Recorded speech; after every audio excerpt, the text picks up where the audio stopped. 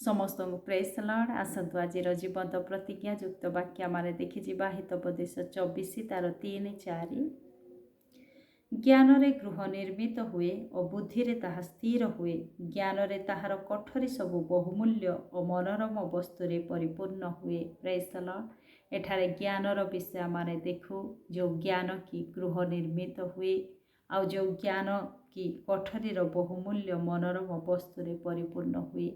आज ये ज्ञान जगतर ज्ञान नुहे यह परमेश्वरंकर ज्ञान। ये परमेश्वरंकर ज्ञान द्वारा जिते बड़े आमारे पारिवारिक जीवन को गढ़ी तोलू आमानकर पारिवारिक जीवन एक सुखमय शांतिमय हब। आमानकर गृह निर्मित हब पुणी आमानकर गृह बहुमूल्य वस्तुरे मनोरम वस्तुरे सुसज्जित एक गृह तुल्य हब। आ परमेश्वरंकर ज्ञान आज आमान को प्रति विषय आनंद देव। आज से ज्ञान को प्राप्त होगापाई हेले आमाने परमेश्वर निकटवर्ती हेबा कारण परमेश्वर वाक्य हितोपदेश तार 9-10 रे लिखा जाए सदा प्रभु विषयक भय ज्ञानर आरंभ पुणी धर्म स्वरूप विषयक ज्ञान सुविवेचना अटे। आमाने परमेश्वर को जितेबले भय करिबा सेतेबले ही से ज्ञान को आमाने प्राप्त हो पारिबा। परमेश्वर ज्ञानदाता परमेश्वर अटंती कारण परमेश्वर वाक्य हितोपदेश 2:6 रे लिखा जाए जेहेतु सदा प्रभु ज्ञान दियंती ताहांक मुखर ज्ञान और बुद्धि निर्गत हुए।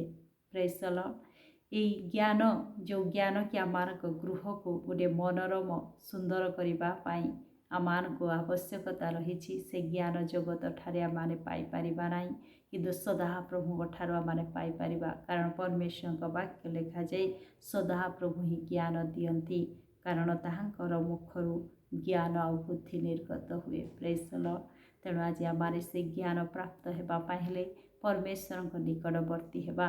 जदि आमाने से ज्ञान को प्राप्त होइछु आमाने गोटे आशीर्वाद परिवार गठन करि परिबा। आज परमेश्वर वाक्य लिखा जाए ज्ञानी माने अति मूल्यवान बोली मध्य लिखा जाए दानिएल पुस्तक तार 12:3 रे लिखा जाए आ जो माने ज्ञानवान से माने आकाशर दीप्तिर तुल्य और जो माने अनेकों को धर्मर प्रति फेराई आणती से माने तारागणर तुल्य अनंत काल पर्यंत तेजस्वी हेबे।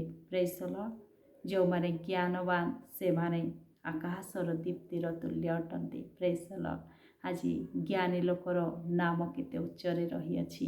आज आमारे से ज्ञान को प्राप्त हेबा जो ज्ञान की आमानक गृह को सुस्थिर करिवो आमानकर गृह को सौंदर्य करिवो। आज परमेश्वर ज्ञान को प्राप्त हेबा। आज परमेश्वर आमान को ज्ञान देवे बुद्धि देवे प्रति विषय उत्तम होगापाई से साहाय्य करेंगे। प्रभु ए वाक्य दे मते आपण को आशीर्वाद करंतु। आमेन।